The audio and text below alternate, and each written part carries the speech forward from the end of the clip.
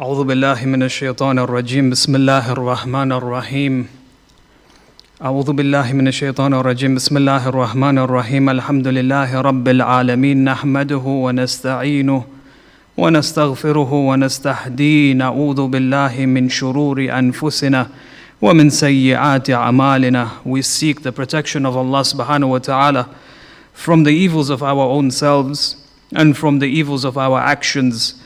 من يهدي الله فلا مضل له ومن يضلل فلا هادي له. And whomsoever that Allah subhanahu wa ta'ala wishes to guide, indeed they are guided. And whomever Allah subhanahu wa ta'ala wishes to not guide, they are in the state of dhalal, they are in the state of darkness, and there is no hidayah for them. Meaning that this person has to make the first initiative to move closer to Allah subhanahu wa ta'ala with the sincerest of intentions. And when he does move towards Allah subhanahu wa ta'ala, Allah then guides him. وَأَشْهَدُ أَن لَا إِلَهَ إِلَّا اللَّهُ وَحْدَهُ لَا شَرِيكَ لَهُ وَأَشْهَدُ أَنَّ مُحَمَّدًا عَبْدُهُ وَرَسُولُهُ انتجبه لولايته واختصه بالرسالة وأكرمه بالنبوة وأشهد أن عليا ولي الله وأمينه في أرضه وحجته على عباده اللهم صل على محمد وآل محمد وعجل فرجهم يا عباد الله أوصيكم وإياي بتقوى الله. I exhort myself before exhorting you. I advise myself before advising each and every one of you to adhere towards the taqwa of Allah subhanahu wa ta'ala. When we refer to, for example, the ayah of the Holy Quran, when Allah subhanahu wa ta'ala speaks about the month of Ramadan and how fasting has been prescribed within this holy month, He says, كُتِبَ عَلَيْكُمُ الصِّيَامُ كَمَا كُتِبَ عَلَى الَّذِينَ مِنْ قَبْلِكُمْ لَعَلَّكُمْ تَتَّقُونَ. Fasting has been prescribed on you the way it has been prescribed for those before you, so that you may have the status of taqwa, so that you may be recognized and identified amongst the muttaqeen, those who are God conscious. And of course, after passing the month of Ramadan, after spending 30 good days in the worship of Allah subhanahu wa ta'ala, we all feel spiritually closer to Allah subhanahu wa ta'ala. We all feel that we have increased in our taqwa. We all feel that we have increased in our spirituality, more so than we were before entering the month of Ramadan. The day of Eid is truly a remarkable day. It is a wonderful day that reminds us of the unity that is often created between the brothers and amongst the sisters as well, amongst the community members. It is the day of forgiveness, it is the day of barakah, it is the day of mercy, it is the day of bounties where Allah subhanahu wa ta'ala opens the doors of His heavens, and of course the bounties rain upon His servants, and they are showered upon His servants. And not just His servants, but the whole of creation as well.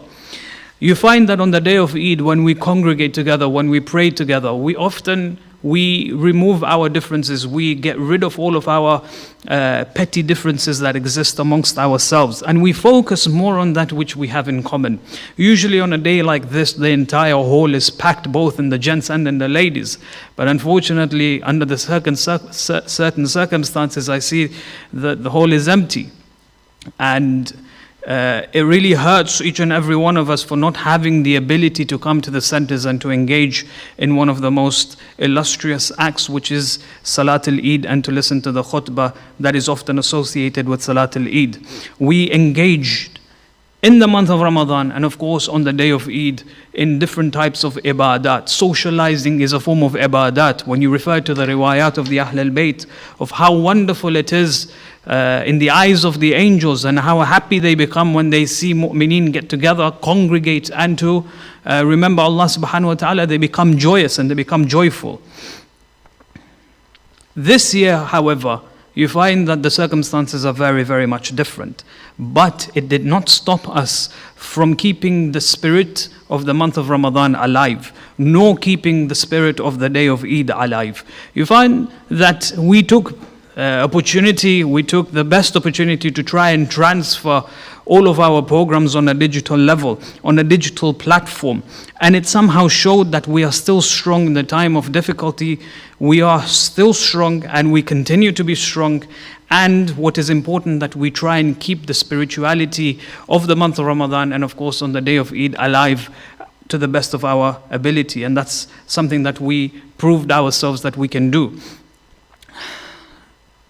The day of Eid, before I carry on with my sermon that I want to focus on, the day of Eid is seen as a day of celebration. It is seen as a day of joy, a day of felicities. And often a question that we should ask ourselves is, why is it considered to be a day of celebration? Why is it considered to be a very happy day for the Muslimin? Interestingly, when you refer to the history of the people of Jahiliyyah, you find that in Jahiliyyah they had festives as well. They had festivals, they had days of celebrations as well. But many a times when the question was posed to them, why is it that this particular day you're celebrating whatever you're celebrating? And many a times they would not have an answer as to why they are celebrating what they were celebrating. Many a times they didn't understand why they were happy on such a particular day or a specific day. Their answer often used to be, well, our fathers used to do it, and therefore we follow the sunnah and the practices of our fathers and our forefathers. The generations that came before us, they used to celebrate, and we have somehow taken on this burden and we celebrate as well. What's the purpose behind the celebrations? We don't know. But we know that we must celebrate. For example, when you refer to many of the communities in this day and age, when you ask questions like, for example, to the non-Muslims, why do you celebrate Christmas? Why do you celebrate Easter? Why do you celebrate, for example, bank holidays? Many a times we don't know the history behind why these celebrations exist. We don't understand, or people do not know why they celebrate these specific holidays. But what they do know is that it is a day of celebration. And it is the day when families get together, they exchange gifts, they exchange nice, kind words. And often they may not be aware as to why they celebrate, or they may not be aware of the history of such celebrations. As Muslims, as the followers of the Holy Quran, as the followers of the madhab and the teachings of the Ahl al-Bayt, we must very much be aware as to why we are celebrating the day of Eid. The word Eid comes from the word Aud. Aada ya'idu, meaning when a person returns.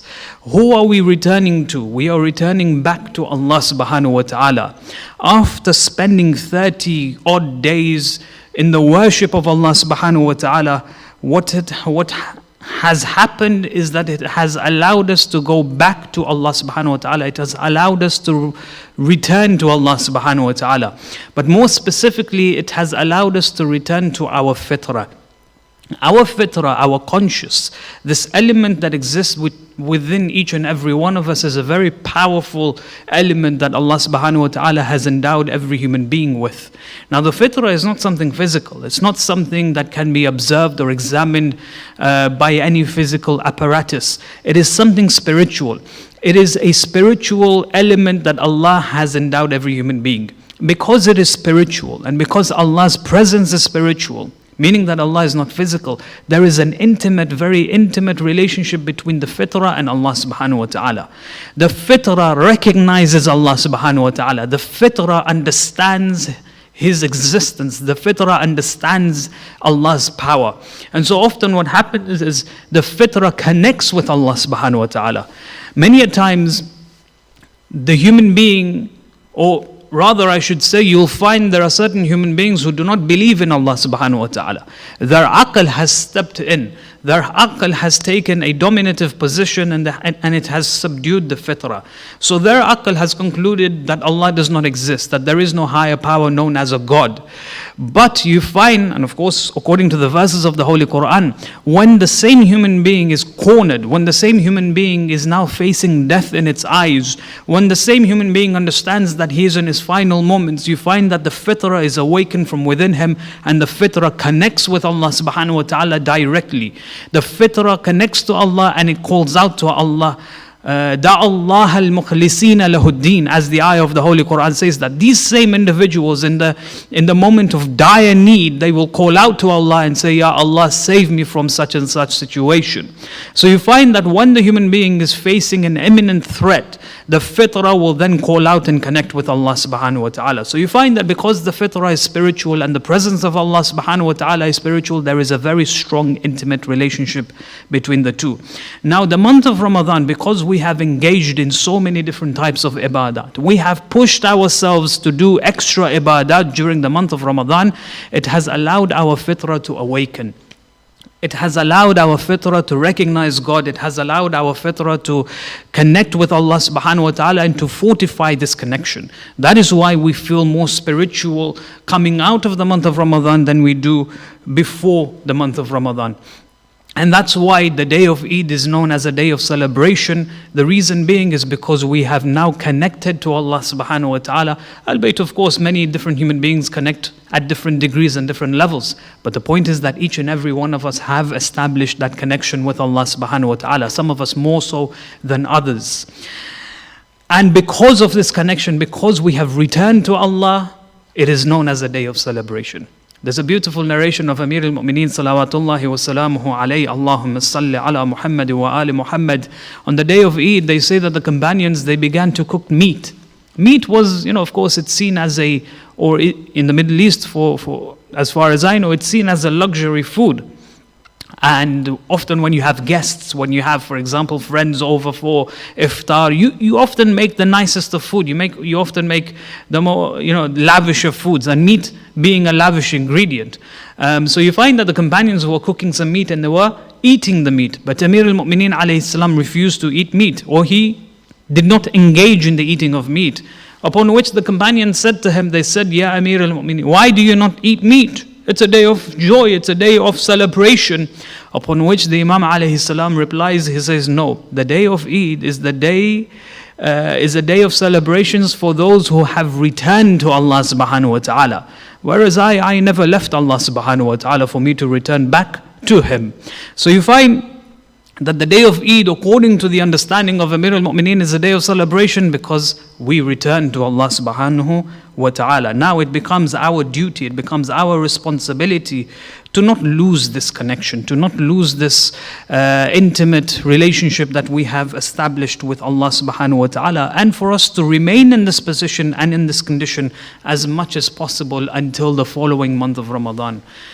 The spirit of ibadat that we have established during the month of Ramadan should carry on outside of the month of Ramadan. And of course, if some of you have tuned into some of the interactive sessions we've had in the past week, one of the core ideas that I shared, which is of course established by the ulama, is that rather than focusing on new actions outside of the month of Ramadan, why don't we focus on the actions that we have developed already? There is barakah in the month of Ramadan. There is a hidden hand that Allah subhanahu wa ta'ala has helped each and every one of us.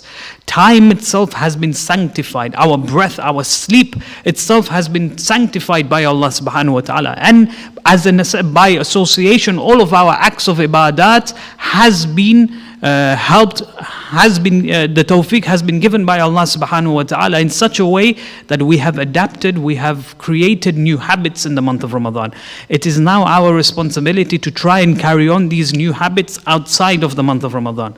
And of course, for some of us, I'm sure majority of us, including myself, a time will come inevitably where we will stop performing the acts that we have developed during the month of Ramadan. But of course, our responsibilities at this moment in time is to try and carry on as much as possible, for as long as possible. Of course, the day of Eid is a day of celebration. Because it is a day of celebration, every day that is considered to be a day of celebration is associated by the giving of gifts. It's a day when our children are given gifts, our children or the children in the community are given certain gifts. It makes them happy. Just to see their expressions makes us happy as parents and grandparents or the elders in the community. It makes us happy to give gifts and to see this child become happy. Now, because the day of Eid is a day of celebration and the days of celebrations are associated with gifts, you find that there is a gift given to us by Allah subhanahu wa ta'ala as well. Imam Baqir salawatullahi wa salamuhu alayhi, Allahumma salli ala Muhammadin wa ali Muhammad, in a famous narration he says that on the first day of Shawwal, which is of course today, he says on the first day of Shawwal, the angels call out, Ya ayyuhal mu'minun, O from amongst those who are considered to be believers, come and collect your prize and your gifts from Allah subhanahu wa ta'ala. What is the gift that Allah subhanahu wa ta'ala gives? He says the gifts and the prize of God is not like the prizes and the gifts of the maluk, of the muluk.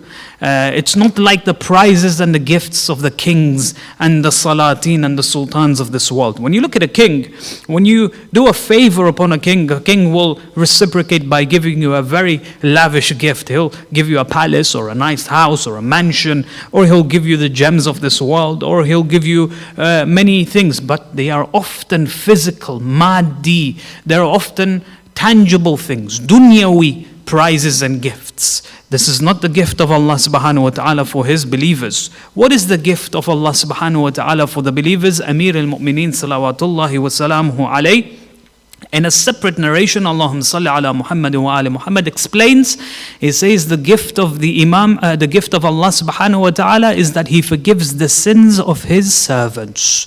The sins that burden ourselves, that burden our shoulders, the sins that, as when you refer to the different narrations of the Ahlul Bayt alayhim salam, Allah forgives the sins that block our ni'mat, that block the bounties of Allah subhanahu wa ta'ala being showered on us. Allah forgives the sins that changes our bounties, that changes our blessings. Allah forgives the sins that brings down bala in our lives. Allah subhanahu wa ta'ala forgives the sins that blocks our hajats from being answered.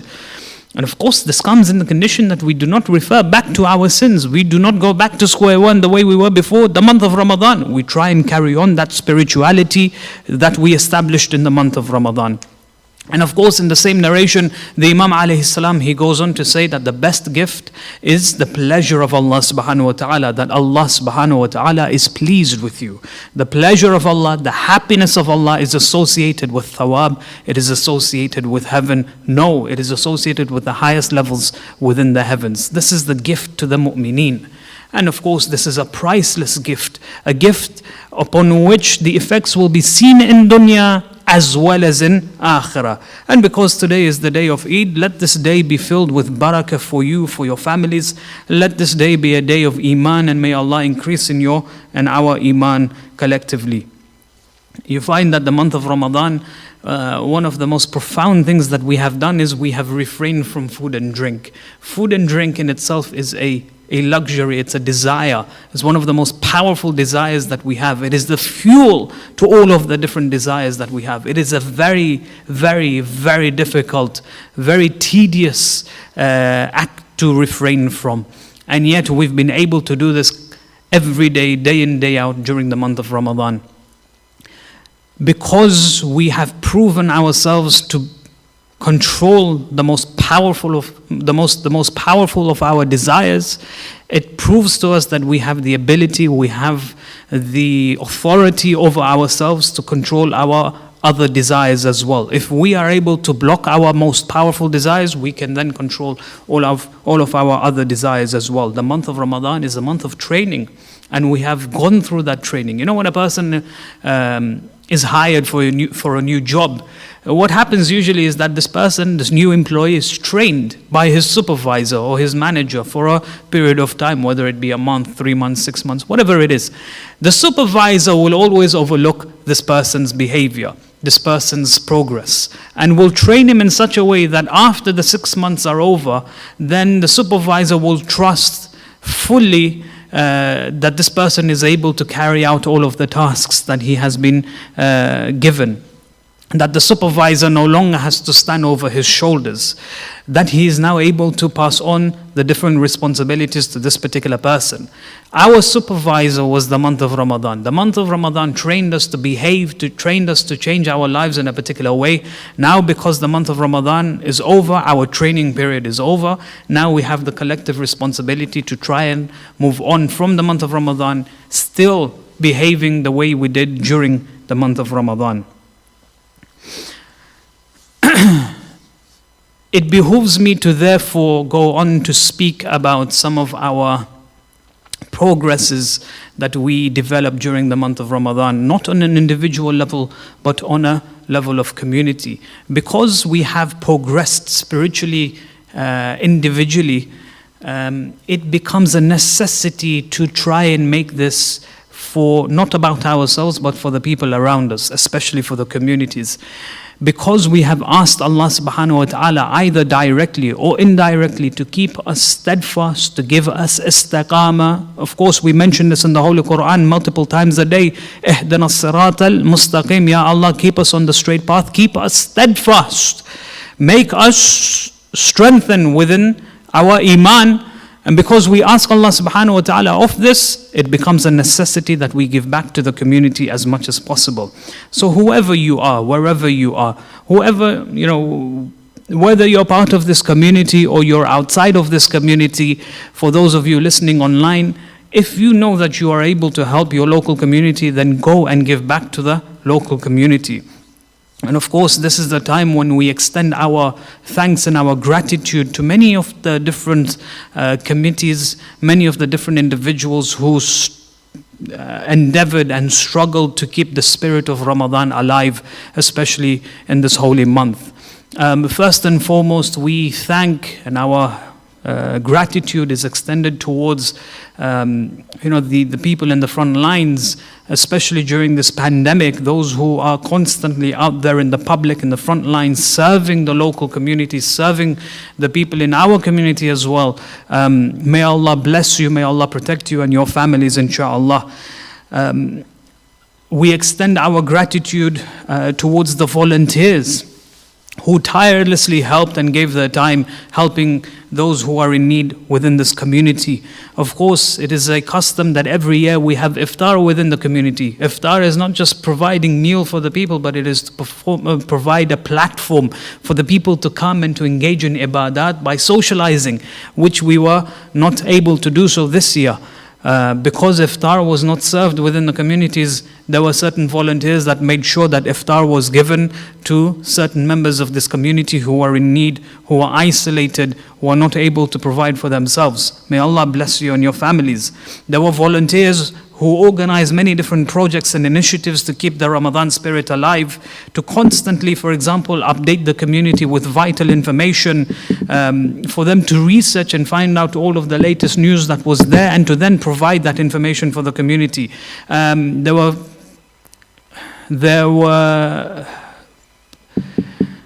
were certain, for example, volunteers who made sure that groceries were given to the communities, different members of the communities, those who are in need, those who are not able to go and buy groceries for themselves. And of course, this initiative began way before the month of Ramadan did.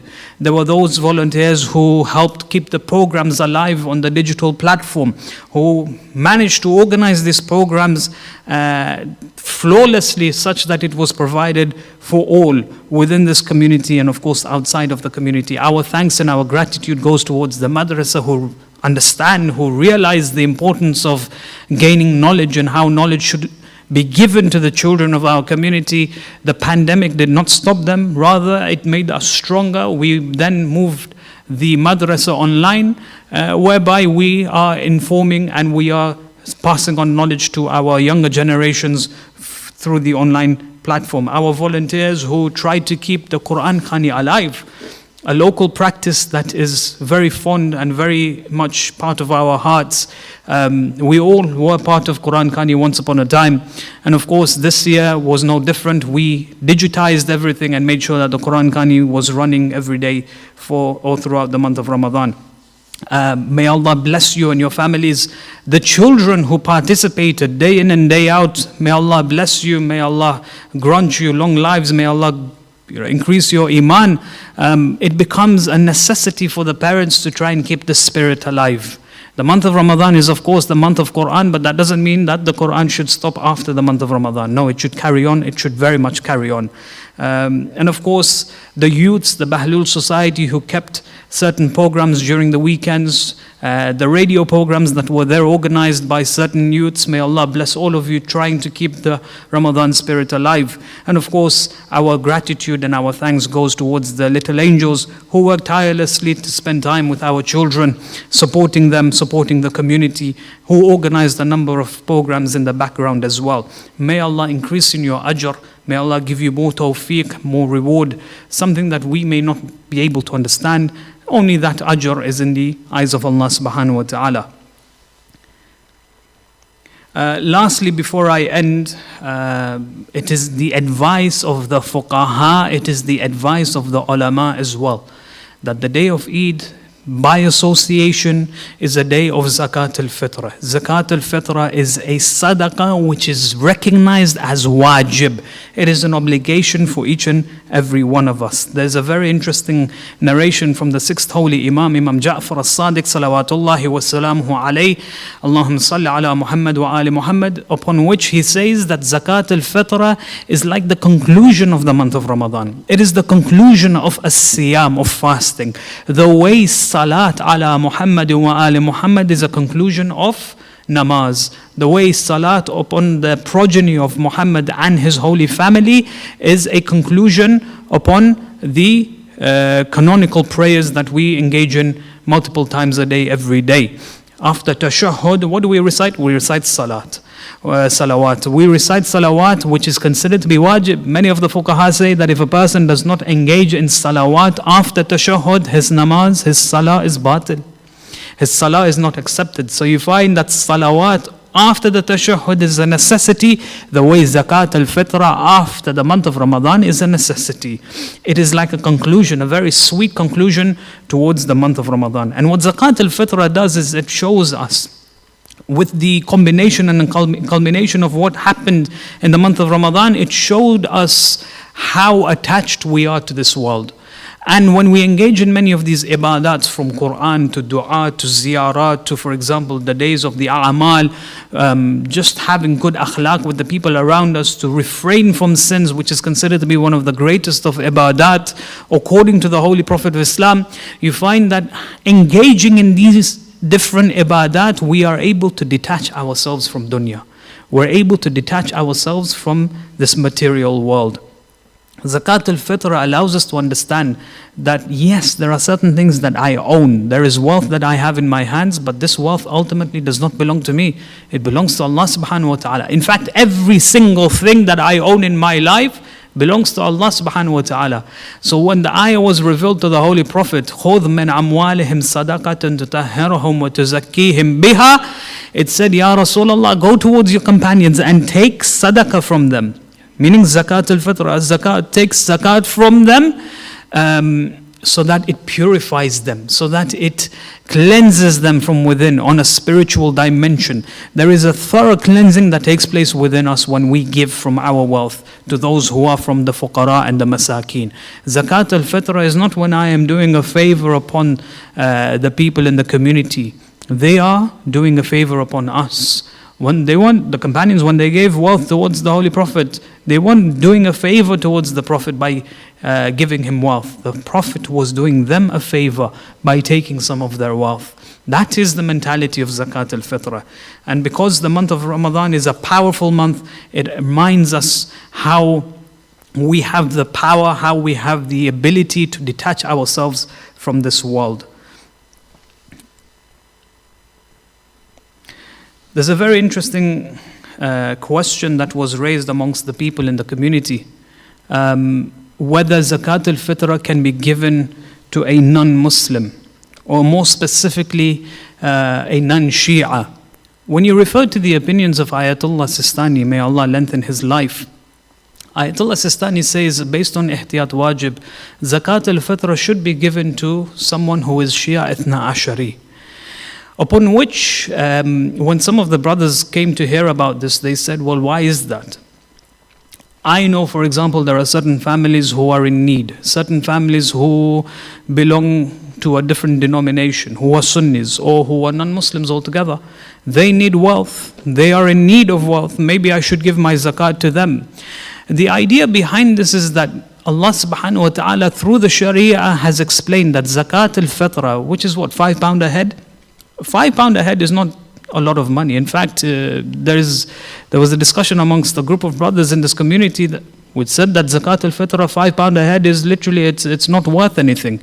It's not like, for example, 20 years ago where it was worth something. In this day and age, £5 is not worth a lot of money.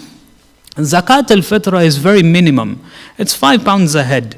And you find when you look at towards for an average family in the community, you'll have a family who is of 3, 4 members, 5 members, even 10 members. That's £50.